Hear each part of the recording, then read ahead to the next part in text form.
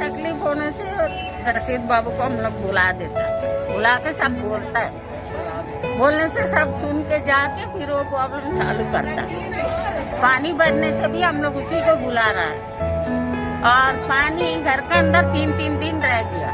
किसी को बीमार होने से भी, कुछ होने से भी मेडिकल जाके दिखा देता। बड़ा उधर मेरलाइन भेजना हो, कुछ भी हो, हम लोग बहुत मदद देते।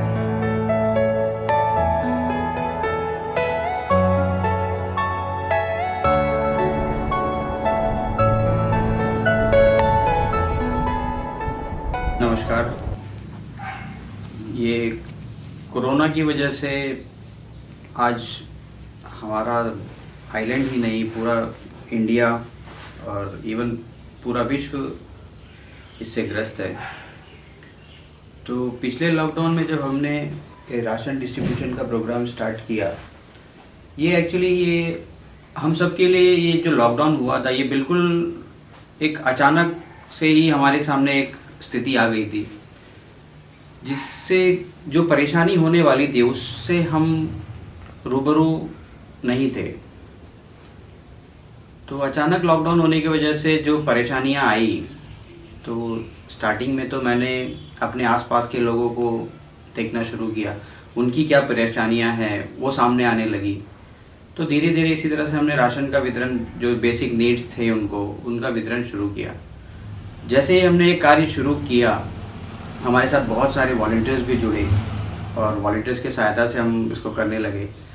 शुरुआत के दिनों में जब पहला लॉकडाउन हुआ था, तो हम बेसिकली क्या करते थे, दुकानों से सामान लेकर जिनको भी रिक्वायरमेंट, जो नीडी फैमिली होते थे, उनको हम ले जाकर पहुंचा देते थे। धीरे धीरे क्या हुआ, फैमिलीज़ का जो नीडी फैमिली है वो बढ़ने लगे, मतलब लोगों में ज़्यादा परेशानियाँ आने लगी। और लॉकडाउन की वजह से कोई कहीं जा नहीं पा रहा था, दुकानें नहीं खुल रही थी, तो लोग बहुत परेशान होने लगे। तो उस समय हमने क्या किया, हमने अपने वॉलंटियर्स के साथ मिलकर फैसला किया कि हम राशन डिस्ट्रीब्यूशन का एक प्रोग्राम स्टार्ट करेंगे। तो इसके लिए हमने क्या किया, हम मार्केट से होलसेल में सामान लेके आए। पूरा हमारा जो अंडर कंस्ट्रक्शन घर था, तो अभी भी अंडर कंस्ट्रक्शन ही है, तो उसमें हमने पूरा गोडाउन बना दिया, चावल और जो भी रिक्वायरमेंट था, और पैकिंग हम यहीं से करने लगे। हम खुद सामान लेके आते थे, खुद पैकिंग करते थे और खुद लोगों तक ले जाकर देते थे। तो इसमें क्या, ये सोशल मीडिया में भी ये बहुत वायरल हो चुका था, तो इससे क्या लोग ज़्यादा लोग कांटेक्ट करने लगे और हमारा जो दायरा था वो भी बढ़ने लगा। तो नियर अबाउट पिछले लॉकडाउन में हमने 3500 फैमिलीज़ को सपोर्ट किया था, और उसमें हमारे वॉलंटियर्स का बहुत बड़ा योगदान था। बिना वॉलंटियर्स के हम ये नहीं कर पाते थे। उसी तरह इस लॉकडाउन में भी जो धीरे धीरे जो रेस्ट्रिक्शंस रेस्ट्रिक्शंस आती गई, उसके हिसाब से भी लोगों की परेशानियां थोड़ी बढ़ने लगी। जो मतलब डेली अर्नर थे, उनके लिए कठिनाई होने लगी। तो इस वजह से हमने इस लॉकडाउन में भी सेम, हमने जैसे पिछले लॉकडाउन में किया था, उसी तरह हमने इस लॉकडाउन में भी राशन का वितरण किया। इस लॉकडाउन में हमने अब तक नियर अबाउट 1500 फैमिलीज़ को सपोर्ट किया हुआ है। तो नियर अबाउट अभी तक ये पूरे लॉकडाउन में हमने 5000 फैमिलीज़ को सपोर्ट किया है।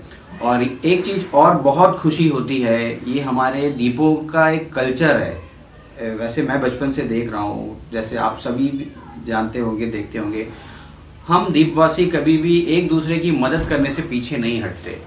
तो इस लॉकडाउन में जो लोग दिल खोल के आगे आगे मदद कर रहे हैं, विभिन्न प्रकार के लोग, यंगस्टर्स जो है सामने आ रहे हैं, लोग एक दूसरे की मदद कर रहे हैं, ये देख के बहुत खुशी मिलती है। और मेरे हिसाब से हमारे दीपों में जो कल्चर है, ये शायद कहीं और देखने को मिले। तो इस वजह से बहुत खुशी होती है, और जो लोग बढ़ चढ़ के सामने आके एक दूसरे की मदद कर रहे हैं, ये बहुत ही अच्छी बात है।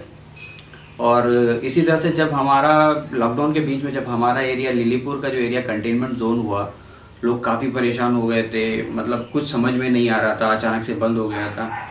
उस टाइम पे भी मैंने और मेरे वॉलंटियर्स टीम ने जितना भी हो सके लोगों का जो मदद करने का कोशिश किया।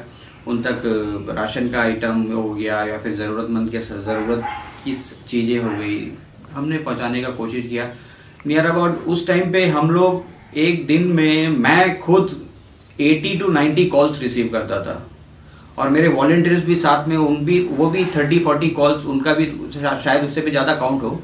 तो नियर अबाउट हम उन दिनों में टोटल ये लॉकडाउन, ये कंटेनमेंट जब हमारा लेलीपुर हुआ था, तो नियर अबाउट 2000 कॉल्स हमने रिसीव किया, और कोशिश किया कि हर एक कॉल को हम जवाब दें, हर एक कॉल को हम उनकी क्या समस्याएं हैं वो सुने, और उसको अगर अपने लेवल पे उसको निपटारा कर सकते हैं तो करें।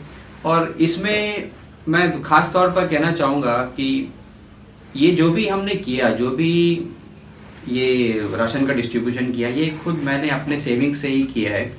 तो इसमें बहुत लोग बोलते भी थे, स्टार्टिंग में बोलते थे कि तुम मतलब ऐसे क्यों कर रहे हो, क्रिटिसाइज करते थे, लेकिन बाद में वो लोग जो क्रिटिसाइज करते थे मतलब उनको भी अच्छा लगा, तो वो भी सपोर्ट करने लगे। जैसे हमारे चातम के जो SHO मैडम हैं, उन्होंने कुछ कलेक्शन करके हमको कुछ अपने फैमिली से, हमारे कार्य को देखते हुए अपने फैमिली से कलेक्ट करके कुछ डोनेशन हमको किया, जिसे हम अपने इस कार्य में लगा पाए।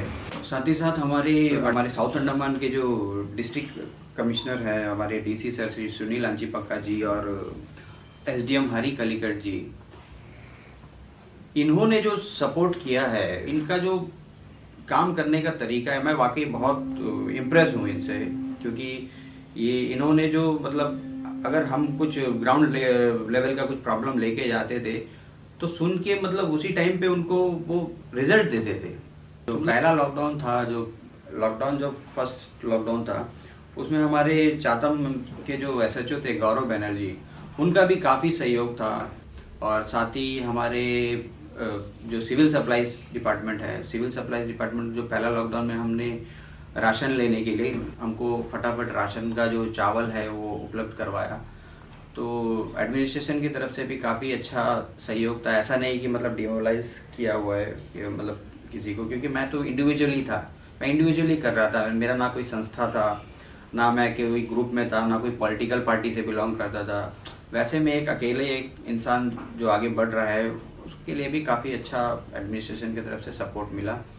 और मैं पूरा एडमिनिस्ट्रेशन को भी शुक्रिया अदा करना चाहता हूँ। बहुत सारे संस्थाओं के तरफ से अप्रिशिएट भी किया गया हमारे कार्य को। अप्रिसिएशन हमेशा एक कार्य जो वर्कर है या जो कार्य करता है समाज में, उसके लिए हमेशा एक ऑक्सीजन का ही काम करता है, तो अच्छा लगता है। और इससे ज़्यादा बेहतर कार्य करने की और ज़्यादा कार्य करने की एक अंदर से एक शक्ति महसूस होती है। तो ऑल ओवर मैं यही कहना चाहता हूँ कि हम जो द्वीपवासी हैं एक दूसरे की मदद कर रहे हैं, करते रहेंगे। मैं सबसे यही गुजारिश करूँगा, जब तक अगर आप अपने आस पड़ोस के लोगों की मदद करते रहेंगे तो ये जो दौर है कोरोना का, ये ज़्यादा दिन नहीं रहेगा, ये भी निकल जाएगा। ये एक बुरा वक्त है, हमको यही मान के चलना है, एक बुरा वक्त है। बुरा वक्त ज़्यादा टाइम तक नहीं रहता है, निकल जाएगा। हम फिर से कम बैक करेंगे, हम फिर से पटरी पे लौटेंगे और हम फिर से मजबूती के साथ खड़े होंगे। धन्यवाद।